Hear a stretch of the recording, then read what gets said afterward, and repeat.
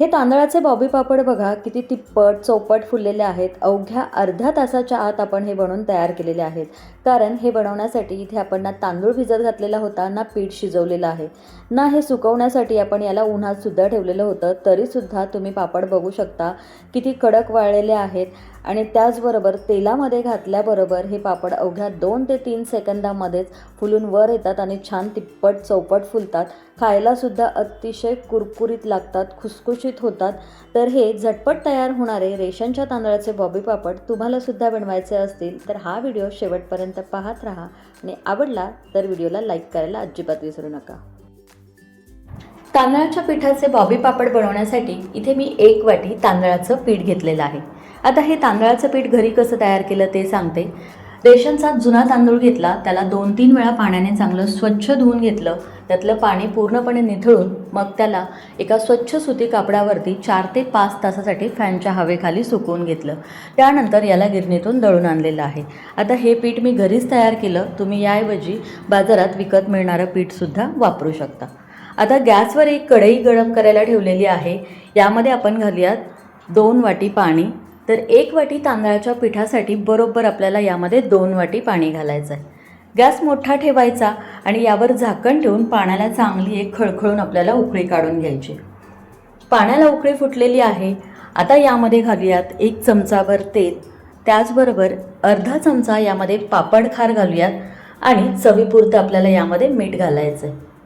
सगळं एकदा चमच्याने ढवळून व्यवस्थित मिक्स करून घेऊ. आता गॅस आपल्याला बारीक करायचा आहे आणि एका हाताने आपल्याला तांदळाचं पीठ या उकळत्या पाण्यामध्ये घालायचं आहे आणि दुसऱ्या हाताने लाटण्याच्या मदतीने ते पाण्यामध्ये मिक्स करत राहायचं आहे. गॅस आपल्याला मंदच ठेवायचा आहे आणि तांदळाचं पीठ पाण्यामध्ये आपल्याला फटाफट मिक्स करून घ्यायचं आहे. म्हणजे मग तांदळाच्या पिठाच्या पाण्यामध्ये गुठळ्या तयार होत नाहीत. व्यवस्थित याला एकसारखं हलवून घ्यायचं आहे आणि तांदळाच्या पिठाच्या गुठळ्या आपल्याला जमेल तितक्या मोडून घ्यायच्या आहेत. आता इथे मी 1 वाटी तांदळाच्या पिठासाठी 2 वाटी पाण्याचा वापर केलेला आहे. तर हे प्रमाण अगदी अचूक आहे. कारण पाण्यामध्ये तांदळाचं पीठ घातल्याबरोबर बघा पिठाने पाणी पूर्णपणे शोषून घेतलेलं आहे आणि लगेच घट्टसर हे मिश्रण तयार झालेलं आहे. आता आपल्याला गॅस मंदच ठेवायचा आहे आणि मंद गॅसवरती या मिश्रणाला आपल्याला 7 ते 8 मिनिटासाठी वाफवून घ्यायचं आहे. त्यासाठी कढईवरती मी झाकण ठेवलेलं आहे.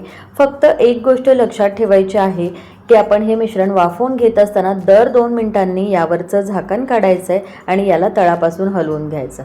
मिश्रण असं तळापासून हलवून घेतलं की एकतर ते कढईच्या तळाशी चिकटणार नाही आणि दुसरी गोष्ट म्हणजे अगदी व्यवस्थित ते एकसारखं शिजलं जाईल.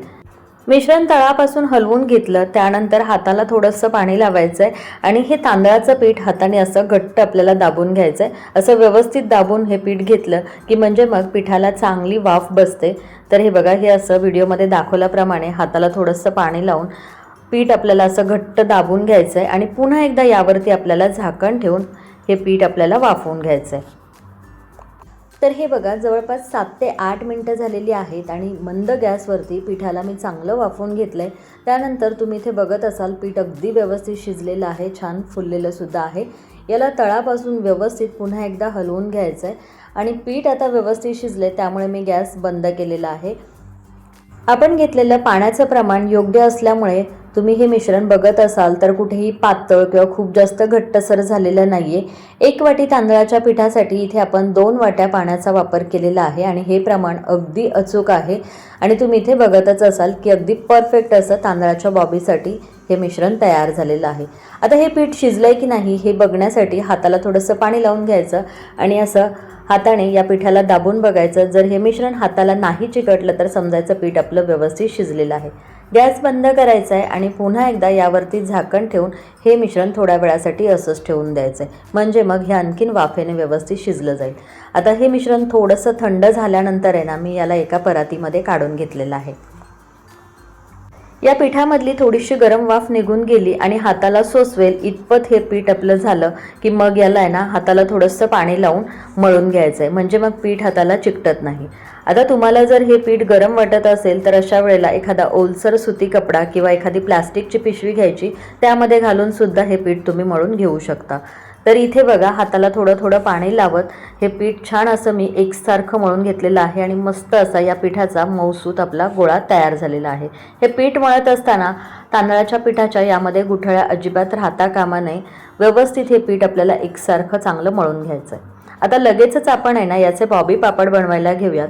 तर त्यासाठी इथे बघा मी सोऱ्या घेतलेल्या आहे आणि ही चपट्या आकाराची शेवेची जी प्लेट आहे ती सोऱ्यामध्ये आपल्याला घालायची आणि त्यानंतर आहे ना हाताला थोडंसं पाणी लावून घ्यायचं आणि मळून घेतलेल्या मिश्रणापैकी थोडं थोडं मिश्रण आपल्याला घ्यायचं आहे आणि ते सोऱ्यामध्ये घट्ट असं दाबून भरायचं आहे। आता शिल्लक राहिलेलं जे पीठ आहे ते कोरडं पडू नये याकरता याला झाकून ठेवायचं आहे आणि त्यानंतर सोऱ्याचं झाकण लावून आपल्याला प्लास्टिक शीटवरती हे असे बॉबी पापड पाडून घ्यायचे आहेत। तर हे बघा हे फटाफट असे तांदळाच्या पिठाचे बॉबी पापड बनून तयार होतात। हे आता जरी तुम्हाला एकमेकांना चिकटल्यासारखे वाटत असतील तरी सुद्धा सुकल्यानंतर मात्र ते मोकळे होतात।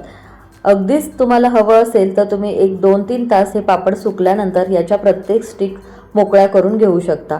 तर हे बघा हे असे आपल्याला सगळे बॉबी पापड एकसारखे पाडून घ्यायचे आहेत। तर हे बघा इथे मी सगळ्या पिठाचे हे बॉबी पापड तयार करून घेतलेले आहेत। आता याला फॅनच्या हवेखाली किंवा उन्हामध्ये सुकवून घ्यायचं आहे। हे बॉबी पापड सुकण्याकरता उन्हाची गरज लागत नाही, फॅनच्या हवेखाली सुद्धा ते अगदी व्यवस्थित सुकतात। तर हे बॉबी पापड बघा उन्हात न वाळवता मी एक संपूर्ण दिवसभर याला फॅनच्या हवेखाली सुकवून घेतलेलं आहे आणि त्यानंतर तुम्ही इथे बघू शकता हे किती कडक वाळलेले आहेत। याला मी तोडून दाखवते म्हणजे मग तुमच्या लक्षात येईल की हे पापड किती व्यवस्थित सुकलेले आहेत। अगदी याचे ना बारीक तुकडे होत आहेत, याचाच अर्थ हे बॉबी पापड अगदी व्यवस्थित सुकलेले आहेत। त्यामुळे याला हवाबंद डब्यामध्ये तुम्ही वर्षभरासाठी स्टोअर करून ठेवू शकता आणि मनात येईल तेव्हा केव्हाही लहान मुलांना बाहेरचे कुरकुरे देण्यापेक्षा घरीच हे तळून देऊ शकता। तर हे बघा हे बॉबी पापड गरम तेलामध्ये घातल्याबरोबरच अवघ्या 2 ते 3 सेकंदातच फुलून वरती आलेले आहेत आणि तुम्ही इथे बघाल तर हे बॉबी पापड तिप्पट चौपट फुललेले आहेत, अतिशय कुरकुरीत होतात, खायला सुद्धा मस्त खमंग खुसखुशीत लागतात आणि हे बनवायला सुद्धा खूप सोपे आहेत, हे तर तुम्ही पाहिलंच आहे। बरेच जण तांदूळ भिजत घालून ते मिश्रण वाटून मग त्याला शिजून बॉबी पापड बनवतात, पण आज इथे मी तुम्हाला बॉबी पापड बनवण्याची अतिशय सोपी पद्धत दाखवलेली आहे। फक्त तांदळाच्या पिठाचा वापर करून इथे आपण हे अवघ्या अर्धा तासाच्या आत अतिशय खमंग कुरकुरीत आणि खुसखुशीत तांदळाचे बॉबी पापड बनवून तयार केलेले आहेत। तर असे हे झटपट तयार होणारे तांदळाच्या पिठाचे बॉबी पापड तुम्ही सुद्धा एकदा नक्की करून बघा आणि आजची रेसिपी तुम्हाला कशी वाटली हे कमेंट्स बॉक्समध्ये कमेंट करून सांगायला अजिबात विसरू नका। व्हिडिओ आवडला तर जरूर एक लाईक करा, शेअर करा आणि अशाच नवनवीन रेसिपीज पाहण्यासाठी चॅनलला सबस्क्राईब करायला अजिबात विसरू नका। पुन्हा भेटूया अशाच एका छानशा रेसिपीसोबत।